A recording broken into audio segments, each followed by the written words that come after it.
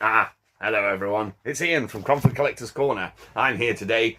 It's Sunday. It's a bit wet. So I thought I would take a moment to have a little bit of a chat with you about this weekend's Doctor Who, which was the fourth episode in the series, 73 Yards, written by Russell T Davies, starring Ncuti Gatwa and Mila Gibson, amongst others. I'm going to just grab my notes because I've made some notes for this.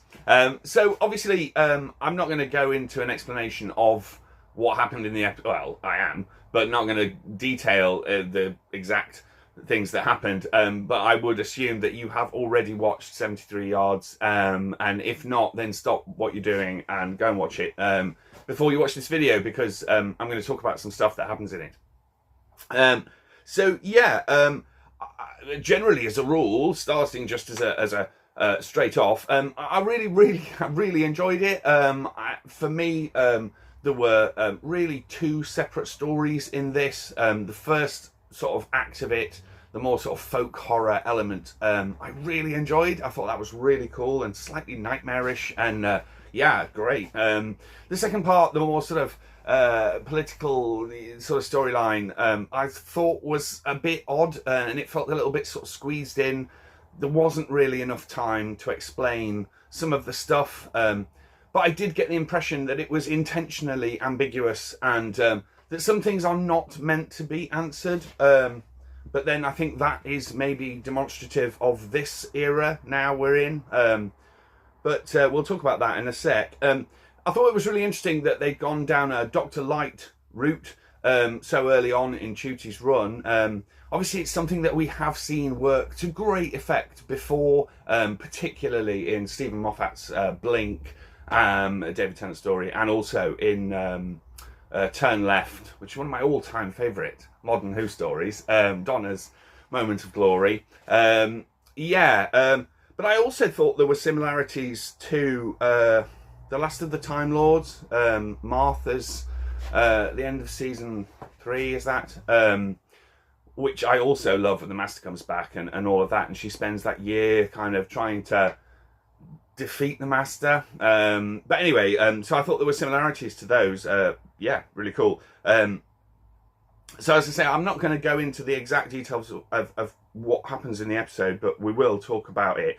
I thought it was really cool, but also slightly frustrating, just because, as I said, there were some things that didn't really get answered for me, or did, but it would require a rewatch, or maybe some Googling to find out what happened. But as I say, I suspect that Russell Davies is leading in a direction that there are lots of questions. And what I think his genius here is, I think his intention is to get people to be talking about Doctor Who. And, you know, there's lots of things he's done that I think people are talking about it, whether negatively, or whether in a more positive way. I would say, generally, I always try and be positive about stuff. I appreciate that there's going to be elements of the new Doctor Who that people are not going to like.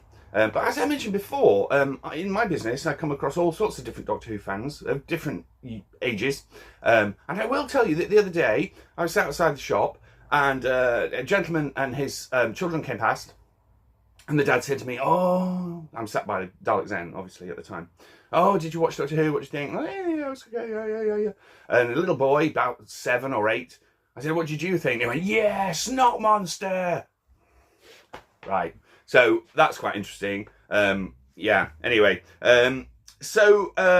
Yeah. What can we talk about? So obviously, I loved this kind of the lady being 73 yards away, even though I'm not entirely sure why she was 73 yards away. I'm guessing it was because she had to get her in place next to the politician guy later on, and then get her to come back and undo this kind of folk horror element. I thought that was really interesting. So obviously we're leaning back again into this supernatural element that's seeped its way in to Doctor Who.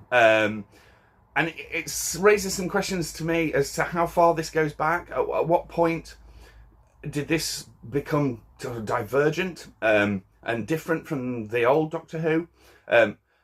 I hope that this is all some really clever plot device. I don't think, who knows, but I don't think Russell Davies does this stuff, makes these huge and grandiose changes to the kind of lore and the way that the show works without it meaning something. Obviously, we talked in a previous video about my Sutekh theories, but there's a lot of kind of weird kind of magic stuff coming into this. So yeah, well, how far does this go back? Does it go back to the "my arms are too long" salt thing? Or does it go back even further than that?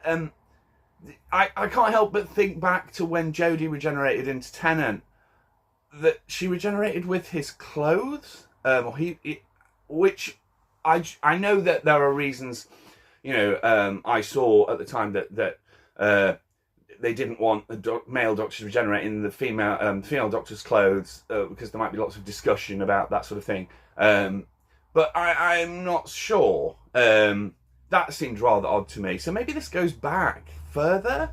I don't know. So what else was I going to talk about? Yeah, I think generally, as I say, the first part I really like, the kind of folk horror element. The second part with the sort of the storyline of her trying to kind of save the world. While I thought Millie Gibson was brilliant in this, I really like her. She nailed that. There were some bits there that didn't really make a lot of sense to me. While I loved the kind of woman being 73 yards away, and then when people spoke to her, they sort of screamed and ran off. I thought that was nightmarish and brilliant, but not explained. What did she say to them? I'm assuming that she said something that was awful and made people run away from Millie Gibson's character, enabling her to then push on and stop the politician guy. I thought that was a little bit blurry. I also thought the sign language stuff was not explained. I think, I'd have to watch it again, but I think when you saw it from her point of view, she was doing the sign language and saying the words. So I think that was meant to be what she was saying, but that wasn't entirely clear to me. It felt like there wasn't enough time. Who set the string circle? What was that about? I thought that the major issues that are developing here are themes of abandonment, which is also quite interesting. So are these themes related to, obviously, Millie Gibson's character, and she's abandoned at the church? Are they related to the Doctor being abandoned in the Timeless Child storyline? Or in fact, is this something else? Is this about the Doctor abandoning Susan? Maybe. Or the Doctor abandoning everybody he ever knows? So all the companions, everyone. I think we've talked about this before. It's well known that the Doctor, you know, the character just kind of draws a line under people and just goes, yeah, or whatever, see you later. And he can't deal with the emotional repercussions of the fact that he is 1,000 years old or more, and well, probably quite a lot more if we're taking this other timeline idea.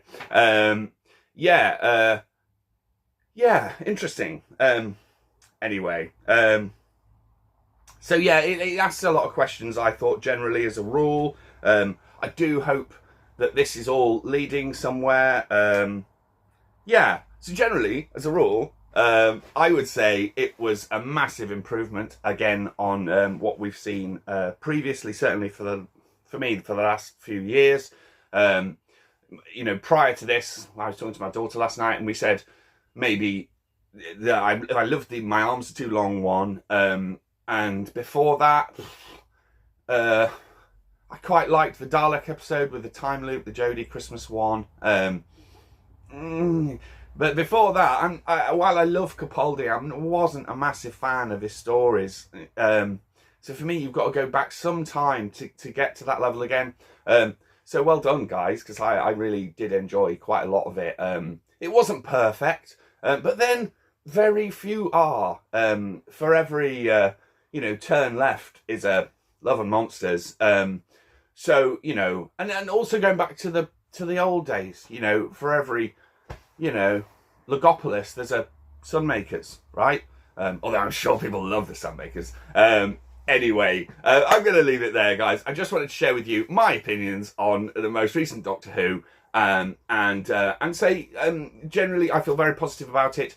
I'm seeing negative things about the viewing figures and stuff, but you know, these things are going to take time. But you know, bring it on. Well done, guys, and I look forward to the next one, which I'm reading is perhaps a little bit Black Mirror-esque. Yeah, wicked. Bring it on. Thanks so much, everyone. You all take care, and I hope to see you soon. See you later.